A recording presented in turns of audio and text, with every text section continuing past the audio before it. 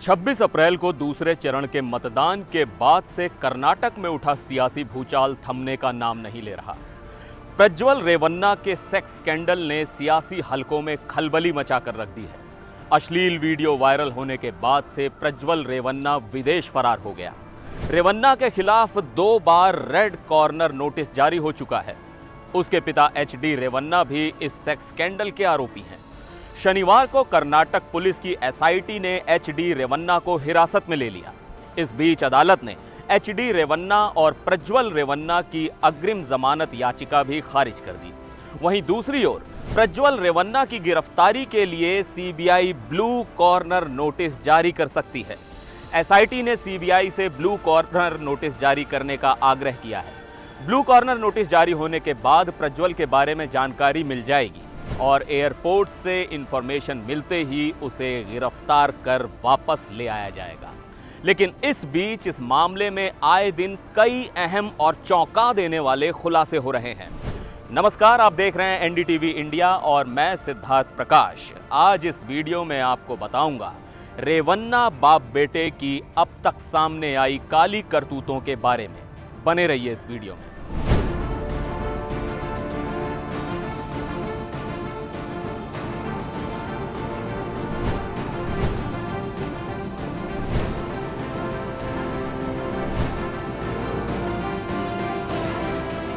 शुक्रवार से पहले तक प्रज्वल रेवन्ना और उसके पिता HD रेवन्ना के खिलाफ एक FIR दर्ज कराई गई थी, जो उनके घर में काम करने वाली मेड ने दर्ज कराई थी। इसके बाद रेवन्ना बाप बेटे के खिलाफ 2 FIR और दर्ज कराई गई। इनमें से एक शिकायत ये थी कि प्रज्वल ने 44 साल की पूर्व पंचायत मेंबर को उसके पति को मारने की धमकी दी और फिर बंदूक की नोक पर उसके साथ रेप किया। इसके अलावा प्रज्वल रेवन्ना के वायरल वीडियो में से एक में दिखाई दे रही महिला अचानक से गायब हो गई, जिसके बाद प्रज्वल के पिता HD रेवन्ना के खिलाफ किडनैपिंग का केस दर्ज कराया गया। इन दोनों ही शिकायतों में ऐसे खुलासे हुए जिन्हें जानकर हर कोई हैरान रह गया। 44 साल की पूर्व पंचायत मेंबर ने 1 मई को शिकायत दर्ज करवाई और इस शिकायत के आधार पर हसन के सांसद प्रज्वल के खिलाफ IPC की धारा 376 के तहत रेप का केस दर्ज किया गया। गौरतलब है कि प्रज्वल के खिलाफ इससे पहले यौन शोषण की शिकायत दर्ज करवाई गई थी और ये पहली शिकायत थी जिसमें उसे रेप का आरोपी बताया गया। इस महिला ने पुलिस को बताया कि वो अक्सर लोगों की समस्याओं को लेकर सांसदों और विधायकों के सामने उनकी बातें उठाया करती थी।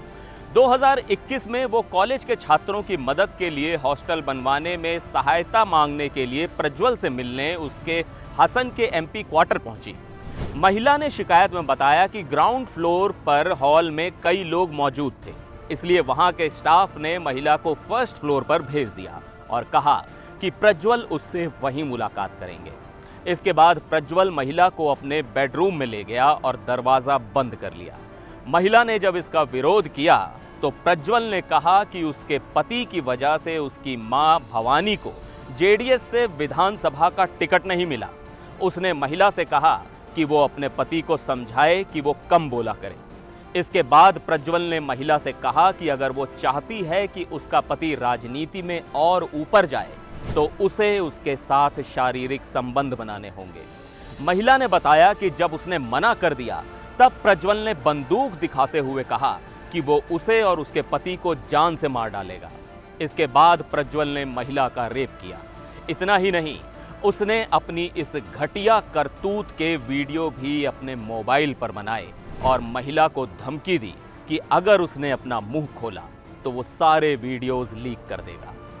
महिला ने बताया कि प्रज्वल ने उसका कई बार रेप किया और लगभग जितनी बार रेप किया उतनी ही बार वीडियो भी बनाए।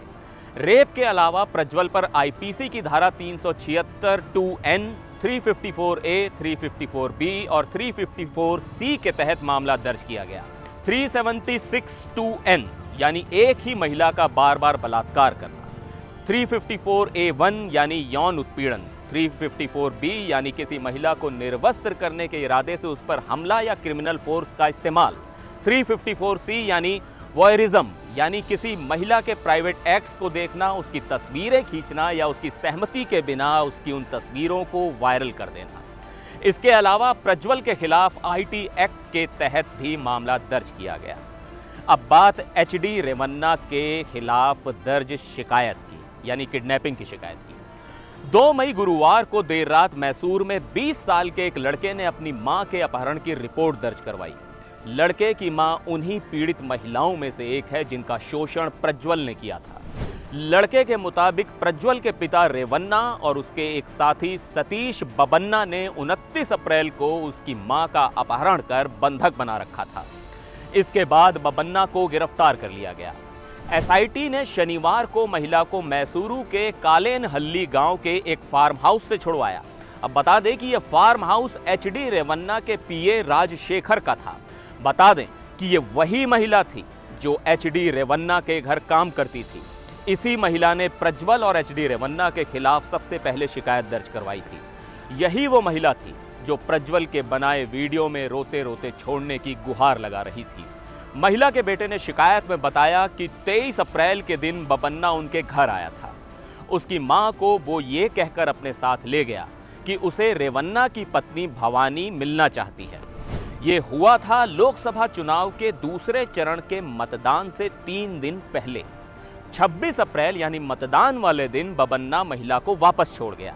इसके बाद 29 अप्रैल की रात को बबन्ना एक बार फिर से महिला को मोटरसाइकिल पर बैठा कर ले गया, इस बार रेवन्ना का नाम लेकर। इससे ठीक एक दिन पहले ही यानी 28 अप्रैल को महिला ने रेवन्ना और प्रज्वल के खिलाफ यौन शोषण की शिकायत दर्ज करवाई थी और इस तरह महिला को अगवा कर लिया गया।